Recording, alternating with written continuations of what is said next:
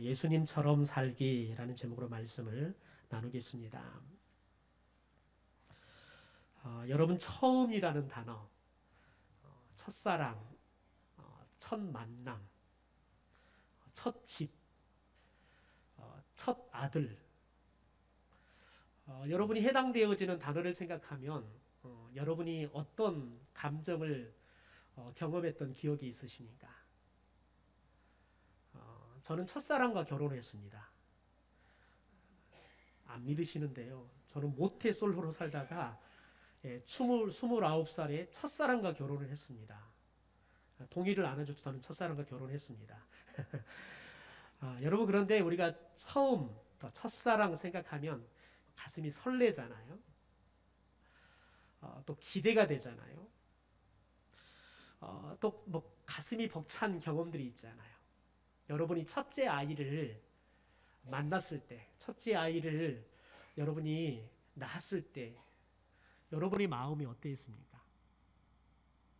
여자들은 아이를 낳기 전에는 상고가 너무 심해가지고 내가 다시는 애를 낳는가 봐라. 그러다가 아이를 낳고 아이를 보자마자 그 고통을 다 잊어먹어 버린다는 거예요. 그래서 둘째도 낳고 셋째도 낳고 저희 어머니는 7째까지 낳았어요. 왜냐하면 그 아이가 너무 사랑스러우니까요. 상고의 고통보다 그 아이를 얻는 기쁨이 너무 커버리니까 다시 그 고통을 잊고 아이를 갖고 또 낳는 일들을 하게 되어지는 거지요. 그래서 우리가 처음이라는 단어를 생각하면 기대함도 있고 설렘도 있고 또 가슴이 벅차오르는 감정도 있죠. 여러분, 그런데 처음이라는 단어를 또 반대로 생각해 보면 처음은 서툴어요. 그래서 특별히 소아과 의사 선생님들이 그런데요. 부모님들이 아이를 데리러 온 걸 보면 이 아이가 첫째 아이인지 둘째 아이인지 금방 알 수 있다는 거예요. 첫째 아이를 가지신 분들은 아이가 기침만 해도 병원을 데리고 온 거예요. 모르니까 그냥 조금 아이가 아픈 것 같다 그러면 그냥 병원을 데려오는 거예요. 그런데 둘째를 키울 때는 콧물이 질질 흘러도 안 데리고 오죠. 아무리 기침해도 안 데리고 와요. 그래서 나중에는 폐렴이 오면 그때 병원 데리고 오고 이러잖아요. 그래서 처음 하면 아이를 처음 낳아서 기르면 서툴어요. 미숙해요. 그래서 부모가 미숙하면 애가 고생을 해요. 그래서 특별히 우리가 첫째 아이들한테는 부모님들이 궁일이 여기는 마음이 있어야 돼요. 아이고, 너 때문에 나 때문에 너가 고생했다 이런 마음을 좀 가져야죠. 여러분, 그래서 우리가 처음 하면 이렇게 설렘도 있고 가슴이 벅차고 기대됨도 있지만 반대로 미숙하고 또 실수투성이고 그래서 늘 처음 하면 그냥 부끄러운 생각이 들 때가 있잖아요. 그래서 이 처음이라는 단어는 이렇게 좋은 점과 또 좋지 않는 양면성들을 다 가지고 있는 것들을 보게 되어집니다. 우리 하인자매는 우리 교회에서 이제 딱 2번째 예배를 드리잖아요. 우리 교회에서 이제 처음 신앙생활을 이제 시작해요. 근데 그것도 남편과 함께 또 신앙생활은 태어나서 아마 처음 하게 될 겁니다. 그런데 이 자리에 우리 권사님들 중에서는 우리 교회에서 신앙생활을 하신 지 벌써 수십 년, 반백년이 넘으신 그런 분도 계시겠지요. 그러면 당장 이 두 사람의 차이는 굉장히 많이 납니다. 우리 하인자매는 만약에 예배를 끝나고 화장실을 가고 싶은데 화장실이 어디인가 물어야 되는 거예요. 남편이 안내를 받아야 화장실을 갈 수 있겠지요. 그러나 40년, 50년 신앙생활 하신 분은 그냥 눈을 감고도 찾아갈 수 있는 거예요. 그게 이제 처음 하는 사람의 미숙함이고 그리고 계속해서 여러 번 해본 사람은 그런 미숙함들이 줄어들어 가는 거지요. 여러분, 저와 여러분이 무엇든지 처음을 하면 서툴고 미숙합니다. 그러나 중요한 건 뭐냐면 처음 미숙하고 서툰 것이 계속 시간이 가도 미숙하고 서툴면 그것은 잘못된 거예요. 처음은 미숙하고 서툰 게 당연해요. 그러나 10년, 20년이 됐는데 여전히 미숙하고 서툴다. 그러면 그것은 잘못된 거예요. 가령 예를 들면은 아내가 처음 이제 결혼을 하고 된장국을 끓일 때에는 처음에는 짜도 괜찮아요. 그게 당연한 거예요. 그런데 20년, 30년을 살아도 짜다. 그러면 하나님 앞에 회개 기도해야 되는 거예요. 왜냐하면 된장국을 맛있게 끓이려고 여러분 고민을 안 했기 때문에 그러는 거예요. 최소한 100종원이라도 봐야죠. 그래야지 여러분 배워야지 이 미숙함들이 조금은 더 나아져 성숙하고 된장국이 맛있어지는 거예요. 처음에 신혼 때나 30년, 40년을 살아도 도대체 이게 된장국을 손으로 끓이는 건지 발로 끓이는 건지 이 구별이 안 되면 곤란한 거예요. 여러분 우리가 믿음 생활도 마찬가지입니다. 우리가 처음 믿을 때 우리의 신앙 생활들은 다 미숙합니다. 서툴어요. 예배를 드리러 오면 도대체 언제 기도를 해야 되는지, 언제 눈을 떠야 되는지, 도대체 찬송을 부르고 싶은데 찬송을 알 수가 없어요. 그래서 새 가족들이 난생 처음 교회에 와가지고 신앙생활을 하면 제일 어려운 게 뭐냐면 도대체 예배 시간에 도대체 사람들이 언제 눈을 감는지 언제 눈을 떠야 되는지를 모르겠다는 거예요. 그래서 예배를 드리다 보면 자기가 바보가 된 것 같아요. 왜냐하면 아니 세상에 눈을 감아야 될 때하고 눈을 떠야 될지도 구분을 못하는 이 자신의 모습이 너무 이게 바보처럼 느껴지는 거예요. 할머니도 눈 감아야 될 때, 눈 떠 때 잘 아는데 멀쩡한 자기가 교회 왔는데 도대체 언제 눈을 감아야 될지 눈을 떠야 될지 모르는 거예요. 그래서 기도가 끝났는데 눈을 감고 있는데 보니까 옆 사람이 이제 눈 떠라고 하는 거예요. 그건 괜찮아요. 특별히 우리 교회는 이제 의자가 좁아서 예배 시간에 저희들이 좀 안 섭니다. 그런 대부분의 교회들이 예배 처음 순서하고 마지막 순서 때는 자리에서 일어나서 저희들이 하나님을 또 찬송하고 이런 것들을 해요. 그런데 처음 하면요, 다른 사람 끝나고 다 앉았는데 혼자 서 있어요. 근데 옆에 있는 분이 조금 이렇게 좀 친절해가지고 앉으라고 하면 좋은데 옆에 있는 사람이 못 돼가지고 앉으라는 소리를 않고 있네요. 그래서 목사님이 강구하는데도 서갖고 듣고 있어요. 그러면 이제 목사님이 막 뛰어가지고 앉으라고 그렇게 할 때가 있단 말이죠. 그러면 여러분 그분이 그 다음 주에 교회 오는 게 쉽겠어요? 다음 주에 오면 그분은 이제 1층은 절대 안 옵니다. 2층으로 갑니다. 그게 이제 처음 신앙생활할 때의 그 미숙함, 서툼의 모습이지요. 여러분 그런데 신앙생활을 10년을 하고 20년을 했는데도 그게 안 되는 사람이 있어요. 신앙생활을 20년하고 30년을 했는데 성경을 찾는데 도대체 이것을 신약에 찾아야 되는지 구약에 찾아야 되는지 알 수가 없어요. 찾아도 나오지를 않네요. 그러니까 나중에는 안 되면 적당히 이제 찾은 것처럼 폼 잡고 앉았다가 말씀 듣고 가는 경우들이 많죠. 여러분 그런데 이게 20년, 30년이도 그런 사람이 많다고요. 제가 이렇게 권사님들과 신방을 하다 보면 어떤 교회 권사님들은 그래요. 제일 당혹스러운 건 뭐냐면 자 우리 요엘서도 볼까요? 요엘서 1장 3절 말씀 펴세요. 그런데 새 가족도 찾았는데 권사님 못 찾고 계속 뒤적이고 계시는 거예요. 그러면 정말 민망한 거예요. 그러면 여러분 다음에는 그 권사님 제가 신방 갑시다. 그러면 절대 신방 안 따라온다고요. 저 전화하면 안 받아요. 왜냐하면 권사 정도 되고 20년 30년 하면 그런 실수가 없어야 되는데 그런 실수를 하니까 너무 창피하니까요. 여러분 예수님의 제자들도 마찬가지였습니다. 예수님의 제자들이 예수님께 처음 제자로 부름을 받았을 때 이 제자들은 다들 성숙해서 예수님의 제자로 부름받은 게 아니었습니다. 우리가 지금 보고 있는 이 사도 요한에 대한 이야기, 사도 요한도 여러분 예수님께 처음 부름받았을 때 갈릴리 바다에서 고기를 잡던 어부 생활을 했던 사람입니다. 그런데 어느 날 아버지 세베대와 형 야고보와 함께 이제 배에서 다음 날 조업을 위해서 그물들을 이렇게 기꺼이 수선하고 있었어요. 그러다가 예수님께 부름을 받습니다. 여러분 그런데 예수님께서 제자들을 부름을 받을 때 이렇게 예수님께서 제자들을 부릅니다. 우리 마태복음 4장의 말씀을 함께 읽어볼까요? 같이 읽죠. 시작. 나를 따라오라.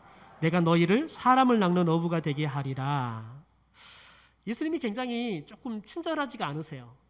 제자들을 부를 때 이렇게 이제 좀 설명을 해요. 너희들이 나를 좀 따라왔으면 좋겠다. 그러면 내가 너희들과 함께 이런 일들을 하겠는데 너희들이 나를 따를 때에는 이렇게 좀 따라야 된다. 이렇게 친절하게 설명을 해주시면 좋겠는데 예수님께서 제자들을 부를 때 보니까 그냥 딱 이렇게 이야기합니다. 나를 따르라.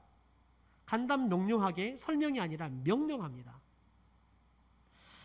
여러분 그러다 보니까 예수님의 제자들이 예수님을 따르기 시작할 때 예수님이 나를 따르라고 말씀하셨는데 예수님을 따른다는 것이 무슨 의미인지, 무엇을 말하는지 정확하게 알고 따르는 제자들이 거의 없었습니다. 더군다나 우리가 만나고 있는 사도 요한은 제자들 중에서 가장 나이가 어린 사람이었습니다. 거의 20대 초반에 예수님의 제자로 부름을 받았으니까요. 그러니까 다른 나이가 좀 지긋한 제자들도 도대체 예수님이 나를 따르라는데 어떻게 예수님을 따라야 되는지 이것을 의미를 모르고 예수님을 따랐는데 가장 어린 사도 요한은 당연히 더 모르는 것, 그것은 우리들이 충분히 예측할 수 있는 상황입니다. 여러분, 그런데 그들이 예수님이 따르라니까 예수님을 막 따라다닙니다. 그래서 예수님께서 갈릴리 마을에 있는 여러 마을로 다니며 열심히 예수님을 따라다닙니다. 그리고 사마리아도 또 유대 강야도 예루살렘으로 예수님께서 거의 강행군을 하면서 돌아다니면서 전도를 합니다. 또 약한 자, 병든 자들을 치유합니다. 말씀을 전합니다. 이런 일들을 하는데 제자들이 그냥 예수님을 따라다니기 바쁩니다. 도대체 어떻게 따르는 것이 예수님을 잘 따르는 것인지 그 의미, 그 방법도 잘 모르고 예수님만 열심히 따라다니는 거예요. 여러분, 그래서 예수님을 따라다니다 보니까 제자들은 너무 바빠서 식사도 못할 경우도 많았고요. 또 여행한 시간들이 거리가 너무 길어서 다리가 매우 아픈 거죠.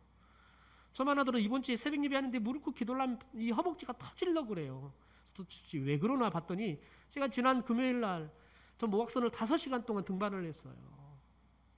제가 등반을 4년 만에 했어요. 그러니 여러분 얼마나 알이 배겠겠어요. 허벅지가 터지려고 하더라고요. 근데 제자들은 예수님을 따라다니면서 쉬지도 않고 밥도 제대로 못 먹고 따라다녔으니 얼마나 다리가 아팠겠습니까? 더군다나 어떨 때는 노숙까지 했어요. 더 나아가서는 생사를 거는 그런 풍랑 속에서 그들이 어려움을 겪기도 했습니다. 심지어 여러분, 유대인들이었던 이 제자들이 예수님을 따르기 전에는 결코 상종도 하지 않고 가지도 않았던 사마리아 지역조차도 예수님을 따라야 되기 때문에 가야 했습니다. 그러니까 여러분, 이런 일들을 예수님을 따른다는 것은 제자들에게 참 어려운 일들이었습니다. 힘이 든 일이었지요. 그런데 그 반에서 예수님을 따르는 것이 제자들에게 굉장히 흥분된 일들이 많았습니다. 아무리 의사들이 치료를 하려고 해도 치료할 수 없었던 병자들을 예수님께서 그냥 한마디의 기도로 치료하십니다.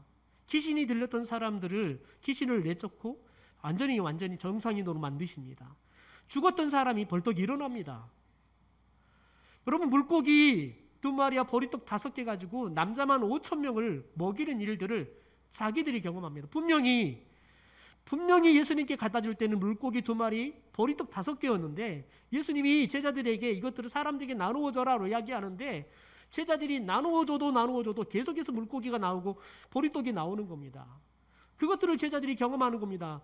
그 많은 장정들이 여자아이까지 생각하면 2만에 3만 명이 넘는 사람들이 먹고도 배가 불렀어요. 그런데도 12광저리가 남는 이런 기적들을 경험합니다. 그러니까 사람들이 흥분해가지고 예수님을 왕으로 모시려고 하는 그런 여러분 분위기가 생길 정도로 했으니 제자들이 이것을 직접 경험하고 보고 여러분 경험했는데 제자들이 얼마나 흥분이 됐겠습니까? 그러니까 그런 것들을 경험할 때마다 제자들은 우리들이 무슨 일이 있어도 예수님을 절대 놓치지 말고 예수님을 따라다녀야겠다라는 생각들을 했을 것입니다. 여러분, 그런데 제자로서 예수님의 말씀을 조금씩 배워가요. 그래서 나를 따르라는 예수님의 말씀이 처음에는 이렇게 몸으로 예수님을 따라다니는 것, 그게 예수님을 따른다라는 걸로 생각했는데 따라다니고 예수님 말씀을 배우다 보니까 예수님이 나를 따르라 이 말이 그냥 몸으로 열심히 따라다니는 것, 그 이상의 의미가 있다는 것들을 조금씩 알게 되어집니다. 여러분, 예수님께서 십자가를 지실 때가 다가오던 어느 날 제자들을 불러놓고 나를 따른다는 이 말이 어떤 의미가 있는지에 대해서 제자들에게 드디어 친절하게 자세하게 설명을 해줍니다. 우리 마태복음 16장 24절의 말씀을 함께 읽어보도록 하죠. 시작. 예수께서 제자들에게 이르시되 누구든지 나를 따라오려거든 자기를 부인하고 자기 십자가를 지고 나를 따를 것이니라. 여러분, 예수님이 제자들을 처음 부를 때 나를 따라오라 라고 말씀했는데, 이 말씀에다가 예수님께서 두 가지를 더 덧붙이셨습니다. 첫 번째는 자기를 부인하라는 겁니다. 두 번째는 자기 십자가를 지라는 거예요. 자기를 부인하고 자기 십자가를 지고 나를 따라라 라고 이야기를 하는 겁니다. 여러분, 먼저 이 자기를 부인하라, 이 말이 무슨 의미일까요? 자기 생각을 버리라는 거예요.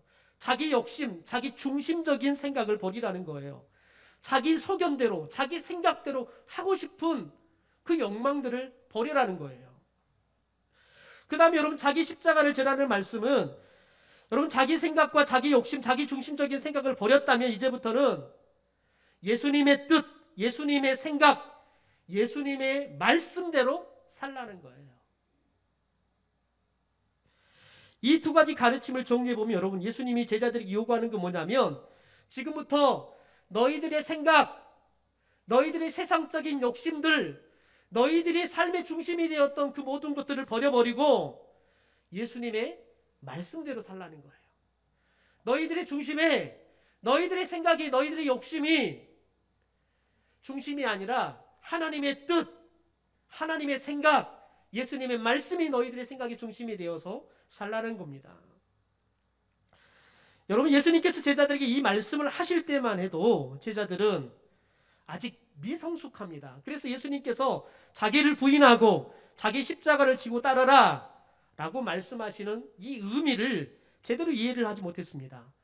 이 사실을 잘 보여주는 사건이 있죠. 이제 예수님께서 예루살렘에 올라가셔서 고통 고난을 당하시고 십자가에 못 박혀 죽으시고 부활하실 때가 됐습니다. 그래서 예루살렘에 올라가기 전에 제자들을 불러다가 이제 예수님께서 예루살렘에 올라가게 되어지면 내가 고난을 받을 것이다. 그리고 십자가에 죽을 것이다. 그러나 내가 다시 3일 만에 다시 부활할 것이다. 이것을 예고하시는 말씀을 제자들에게 줍니다. 여러분, 그런데 이 말씀을 듣고는 제자들이 오해를 합니다. 가장 크게 오해했던 사람이 누구냐면 야고보와 요한이라는 사람입니다. 우리가 보고 있는 이 사도 요한, 오해를 해가지고 어머니를 모셔다가 어머니를 통해서 예수님께 청탁을 하게 되어집니다. 이제 예수님이 예루살렘에 올라가게 되어지면 왕이 될 건데, 예수님이 왕이 되시면 저희 이 두 아들 야고보와 요한을 좌의정 우의정에 좀 앉혀서 좀 이렇게 좀 자리를 좀 주셔갖고 좀 써주십시오. 이렇게 청탁을 하게 되어집니다. 여러분, 예수님께서는 내가 예루살렘에 올라가면 왕이 되겠다는 말이 아니에요. 예루살렘에 올라가게 되어지면 내가 인간들의 죄와 죽음으로부터 그들을 구원하기 위해서 내가 고난을 당하고 십자가 위에 죽고 다시 부활할 것이다. 이 예고를 했는데 어찌 된 게 제자들은 예수님의 그 말을 예수님이 예루살렘에 올라가면 왕이 될 거라고 그들이 들은 거예요. 이해를 한 거예요. 여러분, 그럼 야고보와 요한만 그렇게 들었을까요? 아이러니하게요. 나머지 제자들도 똑같이 그렇게 들었습니다. 그래서 야고보와 요한이 어머니를 통해서 예수님께 청탁하는 소리를 듣습니다. 그리고는 이 두 제자에게 나머지 제자들이 분개를 합니다. 그 말은 나머지 제자들도 똑같이 예수님이 예루살렘에 올라가면 왕이 되면 우리도 한 자리씩 차지하려고 했는데, 아니 야고보 요한이 예수님과의 좀 이렇게 가족이라는 것들을 이용해가지고 어머니를 동원해가지고 집안 어른을 동원해가지고 청탁을 하는 걸 보면서 화가 나는 겁니다. 여러분 생각해 보십시오. 이 제자들이 예수님과 함께 3년을 따라다니면서 동고동락하면서 자신들의 생활도 다 놔버리고 예수님은 따라다니는 제자의 삶을 살았습니다. 3년을 살았는데 예수님의 마음을 모릅니다. 예수님의 말을 이해를 못하는 거예요. 왜 그렇습니까? 아직 미성숙하기 때문에 그렇습니다. 믿음이 어린아이같이 미성숙하기 때문에 그렇습니다. 아직도 여전히 자기 생각, 자기 욕망에 빠져서 자기 중심적으로 예수님의 말씀을 듣는 겁니다. 그러니까 예수님은 분명히 예루살렘 올라가면 내가 죽는다 그랬는데 제자들은 예수님의 죽는다는 말을 예루살렘에 올라가면 왕이 된다는 말로 듣습니다. 여러분, 사람이 그래요. 여러분 생각하기에는 말이 안 되는 소리죠. 어떻게 그런 일이 있어요? 그러잖아요. 아니에요. EBS에서 테스트를 했어요. 큰 노비가 있어요. 그런데 한 사람이 와가지고 물어요.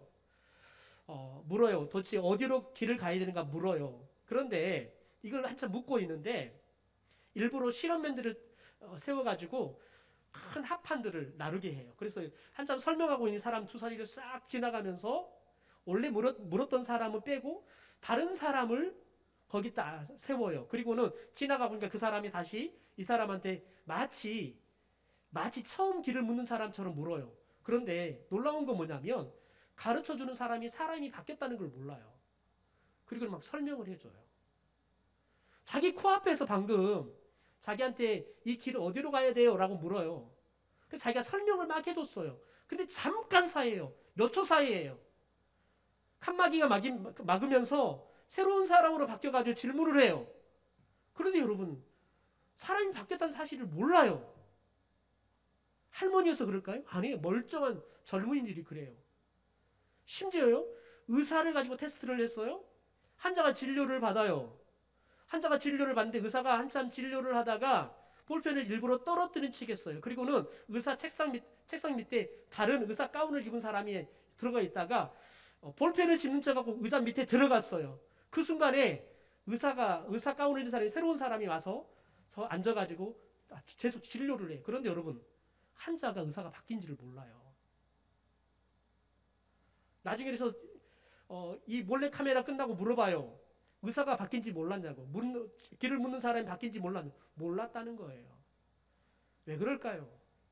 사람은 여러분 사람은 자기가 생각한 대로 보고 믿기 때문에 그러는 거예요. 이 사람은 자기에게 길을 묻는 사람이 바뀌었을 거라는 생각을 못 해요. 길을 물으니까 아까 길을 물었던 사람이 나에게 길을 묻고 있다 생각해요. 분명히 여러분, 사람도 다르고 옷도 달라요. 목소리도 달라요. 그런데 중요한 건 뭐냐면 자기가 그렇게 생각하니까 사람이 바뀌었는데도 못 알아봐요. 의사가 바뀌었어요. 방금 전에 그냥 앞에 앉아있고 책상에 앉아있던 의사가 바뀌었는데도 불구하고 설마 그 안에 다른 의사가 숨어서 바뀌었을 거라는 생각을 못 하니까요. 의사가 바뀌어서 설명을 해주는데도 불구하고 의사가 바뀌었다는 생각을 못 해요. 여러분, 사람은 여러분 그렇게 미숙해요. 여러분, 그래서 예수님의 제자들이 3년 동안 따라다니면서 예수님께 배웠지만 그들이 성숙하지 못한 결과 여러분, 그들이 결국 예수님의 말씀에 순종하지 못하고 그 결과 예수님을 그렇게 따라다니며 제자가 됐다고 큰 소리 쳤던 그들이 완전히 제자의 삶이 무너진 것을 보게 되어집니다. 가룟 유다를 보십시오. 예수님께서 재물하고 하나님을 겸하여 절대 섬길 수 없다 이렇게 가르쳐줘요. 여러분, 그러면 이 말을 들으면서 누가 제일 뜨끔했을까요? 가룟 유다예요. 왜냐하면 예수님의 공동체에서 이 돈을 맡은 사람이 가룟 유다였어요. 그런데 가룟 유다는 돈을 매우 좋아해가지고 이렇게 헌금이 들어오면 그것을 맡아서 하면서도 이미 손을 잡고 도둑질을 하고 있었어요. 그러니까 예수님께서 재물과 하나님을 겸하여 섬길 수 없다 이 말을 가르칠 때 제일 뜨끔했던 사람이에요. 여러분, 그런데 예수님의 그 말씀을 직접 들어요. 그런데 그 말씀이 깨달아지지 않으니까요, 여전히 어리석고 미숙한 신앙에 머물다가 예수님을 은 30에 팔아먹고 결국은 그가 팔고 나서야 그게 얼마나 큰 죄인가를 깨닫고 여러분 자살해 죽어요. 다른 제자들을 보십시오.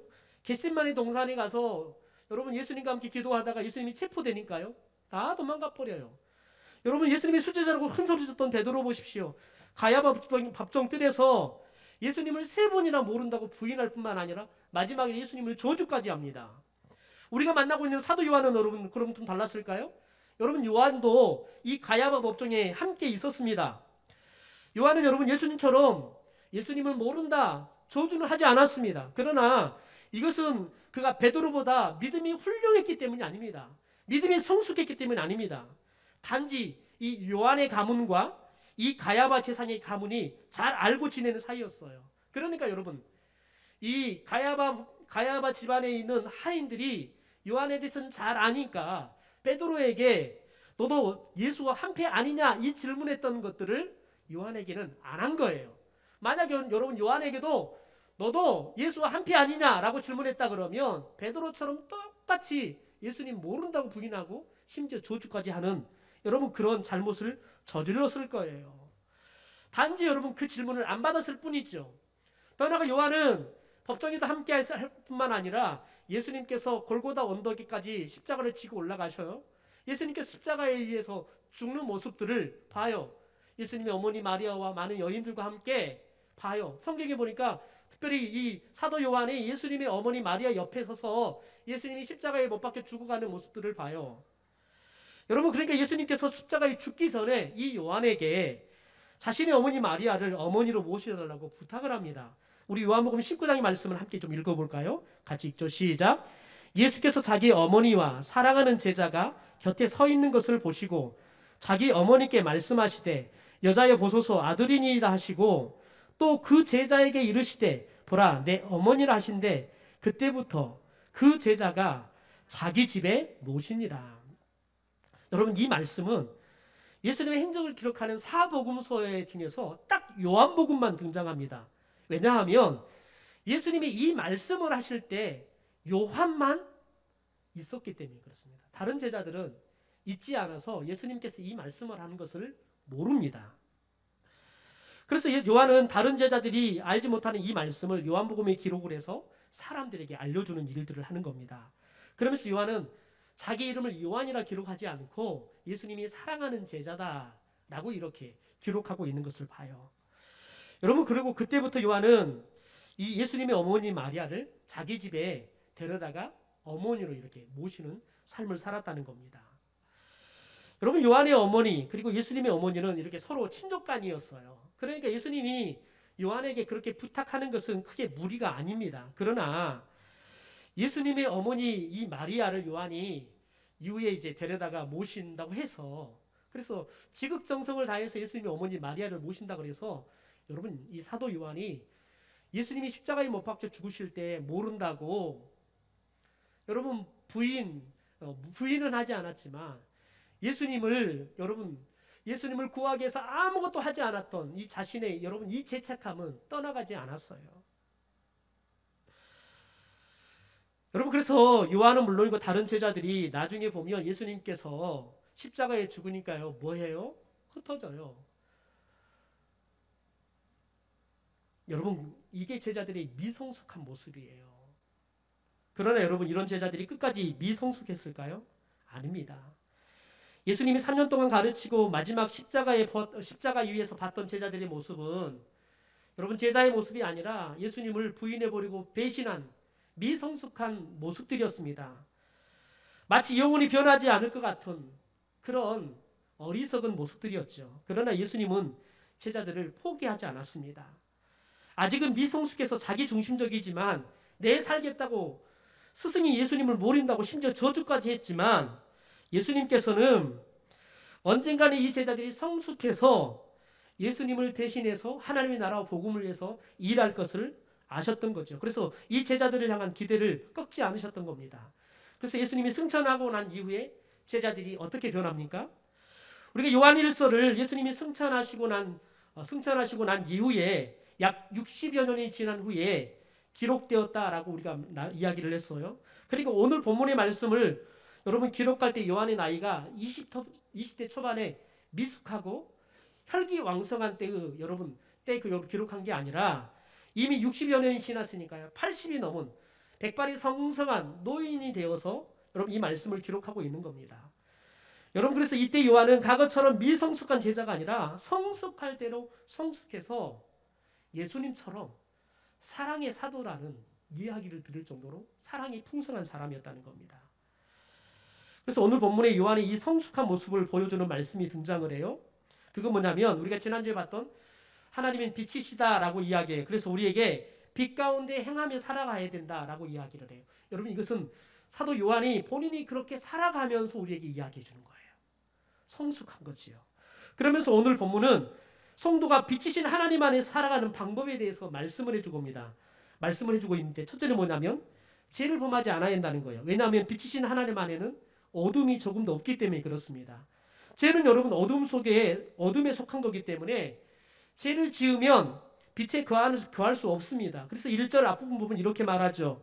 나의 자녀들아 내가 이것을 너희에게 쓰면 너희로 죄를 범하지 않게 하려 함이다 라고 이야기해요. 그러니까 너희들이 죄 범하지 말아라 이 말을 하기 위해서 여러분 요한 서신을 기록하고 있다는 거죠. 여러분 그러면서 이렇게 말을 하지만 너희들이 죄를 범하면 어떻게 하느냐? 우리 1절과 2절의 말씀이 현대어 성경으로 같이 한번 읽어보도록 하겠습니다. 시작. 그러나 혹시 여러분이 죄를 지었더라도 아버지 앞에서 변호해 줄 분이 계십니다. 그분은 모든 면에서 의로우시고 하나님을 기쁘시게 해드리시는 예수 그리스도이십니다. 그리스도께서는 우리가 죄를 지어 받아야 할 하나님의 진노를 대신 자신이 받으셨습니다. 우리 죄를 용서하시려고 몸소 희생제물이 되심으로써 우리를 하나님과 사귈 수 있는 자리로 인도해 주셨습니다. 우리만 위해서가 아니라 온 세상을 위해 그렇게 하신 것입니다. 여러분 우리가 죄를 지었어요. 우리가 빛 가운데 가서 죄를 짓지 않아야 한다는 걸 알아요. 그럼에도 불구하고 우리가 제자의 삶을 살아가는데 죄를 지어요.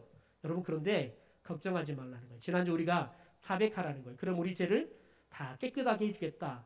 동시에 여러분 우리가 예수를 믿어도 제자가 되어 살아도 또 죄를 짓고 살아요. 그런데 우리가 하나님 앞에 가면 죄를 짓고 살았으니까 하나님께서 우리의 이 죄에 대해서 여러분 심판할 것 같은데 그때 예수님께서 우리의 변호사가 되어주셔서 우리를 변호해 준다는 거예요. 하나님 제가 저 사람의 죄를 위해 십자가에서 피 흘려 죽었습니다.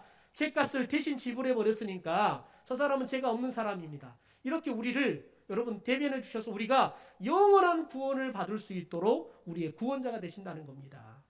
더 나아가 여러분 우리를 인도하시는데 어디로 인도한다고요? 하나님과 사귈 수 있는 자리로 인도한다는 거지요. 여러분 예수 그리스도가 오늘 여러분이 예배를 통해서 하나님과 사귈 수 있도록 이 자리에 인도하신 줄 믿습니다.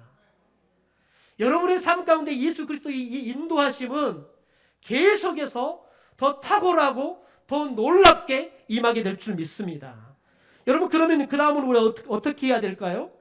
여러분 그 다음은 어떻게 해야 되냐면 여러분 우리가 이제 빛이신 하나님의 말씀대로 살아야 되는 거예요. 왜요? 그러지 않아야지만 죄를 짓지 않을 수 있으니까요. 그런데 여러분 우리가 말씀대로 산다는 것은 쉬운 일이 아니에요. 우리가 말씀대로 살기 위해서는 자기를 부인해야 해요. 자기 생각 욕심을 버려야 돼요. 그리고 예수님의 뜻을 따라 살아가야 돼요. 근데 여러분 그게 쉽지가 않다고요. 여러분 그런데 이 쉽지 않은 일을 어떻게 할 수 있느냐? 사도 요한은 그 비결은 사랑에 있다고 말합니다. 우리 3절의 말씀을 함께 읽어볼까요? 같이 읽죠. 시작. 우리가 그의 계명을 지키면 이로써 우리가 그를 아는 줄로 알 것이요. 여러분 이 말이 무슨 말이냐면 주님의 마음을 아는 사람은 계명을 지킨다는 거예요. 주님이 우리를 얼마나 사랑하고 주님이 우리를 그래서 어떻게 살기를 원하는지 알면 여러분 우리가 주님의 말씀대로 살게 되어진다는 거예요. 여러분 그래서 4절이 이렇게 말합니다. 제가 읽어드리겠습니다. 현대 성경입니다. 하나님을 안다고 하면서 그분의 계명을 지키지 않는 사람은 거짓말쟁이요 그 사람 안에는 진리가 없습니다. 저와 여러분이 하나님을 안다. 하나님이 얼마나 나를 사랑하셨고 내게 베풀어 주신 구원의 은혜가 뭔지를 알잖아요. 그러면 계명을 지킨다는 거예요. 그런데 하나님을 안다. 내가 예수 믿는 사람이다 라고 말하는데 하나님의 말씀을 지키지 않는다. 예수님 말씀대로 살지 않는다. 그러면 하나님을 안다고 말하는 것이 거짓말이라는 거예요. 여러분 그래서 5절에 이렇게 말합니다. 그러나 누구든지 하나님의 말씀을 지키면 하나님의 사랑이 그에게서 완전해집니다. 이것으로 우리는 그분 안에 있다는 것을 알게 됩니다. 라고 이야기를 해요. 여러분 요한은 자기들이 예수님을 그렇게 배신하고 도망갔어요. 예수님을 향해서 어떤 것도 하지 못한 미숙한 모습을 보였어요. 그런데 예수님께서 다시 제자들을 부르셔서 그들을 여러분 세우는 여러분 모습들이 무엇을 통해서 일어났습니까? 우리는 요한복음의 마지막 장 예수님께서 부활하시고 난 다음에 여러분 시몬 베드로를 찾아오잖아요. 그리고 그를 위해서 여러분 모닥불을 피워놓고 숯불을 굽고 거기에다가 여러분 물고기를 굽고 떡을 구워서 여러분 베드로를 대접하잖아요. 그러면서 베드로에게 뭐라고 말합니까? 요한의 아들 시몬아 너가 나를 사랑하느냐 묻습니다. 너가 나 사랑하느냐. 그 말은 뭐냐면 야 너가 나 배신하고 저주해도 난 너 사랑해. 그러면서 뭐라고 말합니까? 내 양을 먹여라. 내 양을 쳐라. 예수님의 이 말씀 양을 먹이고 양을 치는 것이 어렵습니다. 그런데 예수님이 나를 얼마나 사랑하는지 베드로가 알게 되니까요. 그때부터는 베드로가 예수님의 말씀을 따라서 양을 먹이고 양을 치는 일을 하게 되어지는 거예요. 여러분, 저는 우리 구함교 성도들이 하나님이 여러분을 얼마나 사랑하시는지 여러분이 그 사랑을 다 깨달을 수 있게 되기를 소망합니다. 그래서 여러분 또한 하나님의 사랑을 깨달음으로 하나님의 마음을 이해함으로 하나님의 말씀에 여러분의 귀를 기울이고 그 말씀대로 살아가는 제자의 삶, 성숙한 제자의 삶, 그래서 예수님처럼 살아가는 그 삶의 모습이 저와 여러분의 모습이 되기를 주님의 이름으로 축원합니다.